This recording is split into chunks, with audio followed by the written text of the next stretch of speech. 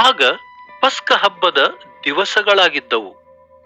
ಯೆರೂಸಲೇಮು ಜನರಿಂದ ತುಂಬಿ ತುಳುಕುತ್ತಿತ್ತು. ಯೇಸು ಯೆರೂಸಲೇಮು ಕಾಣಿಸುವ ಗುಡ್ಡವಾದ ಎಣ್ಣೆ ಮರಗಳ ಗುಡ್ಡವನ್ನು ತಲುಪಿದಾಗ ತನ್ನ 2 ಶಿಷ್ಯರಿಗೆ ಕತ್ತೆಯನ್ನು ಹುಡುಕಿಕೊಂಡು ಬರಲು ಹೇಳಿದನು.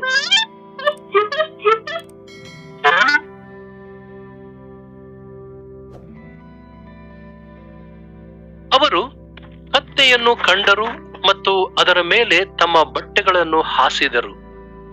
ಯೇಸು ದೇವರ ಆ ವಾಕ್ಯವನ್ನು ನೆರವೇರಿಸಲು ಕತ್ತೆಯ ಮೇಲೆ ಸವಾರಿ ಮಾಡಿದ. ಅದು ಹೀಗೆ ಹೇಳುತ್ತದೆ: ಚಿಯೋನ್ ನಗರಿಯೇ, ನಿನ್ನ ಅರಸನು ಕತ್ತೆ ಮರೆಯ ಮೇಲೆ ಕೂತುಕೊಂಡು ನಿನ್ನ ಬಳಿಗೆ ಬರುತ್ತಾನೆ.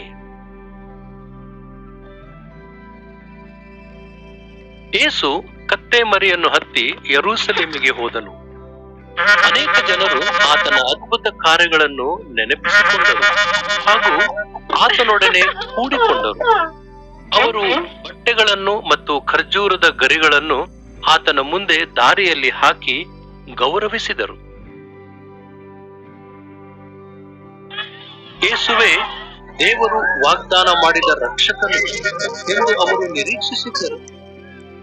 ಆದ್ದರಿಂದ ಅವರು ಘೋಷಿಸಿದರು: ಹೊಸನ್ನ, ಕರ್ತನ ಹೆಸರಿನಲ್ಲಿ ಬರುವವನಿಗೆ ಆಶೀರ್ವಾದ, ಇಸ್ರಾಯೇಲ್ನ ಅರಸನಿಗೆ ಆಶೀರ್ವಾದ.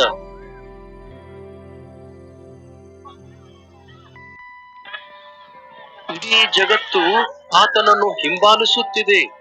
ಫರಿಸಾಯರು ಮುಳುಗುತ್ತಿದ್ದರು.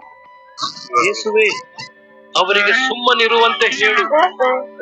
ಒಂದು ವೇಳೆ ಇವರು ಸುಮ್ಮನಾಗಿದ್ದೇ ಆದರೆ ಕಲ್ಲುಗಳು ಎದ್ದು ನನ್ನನ್ನು ಸ್ತುತಿಸುವವು. ಯೇಸು ಉತ್ತರಿಸಿದನು: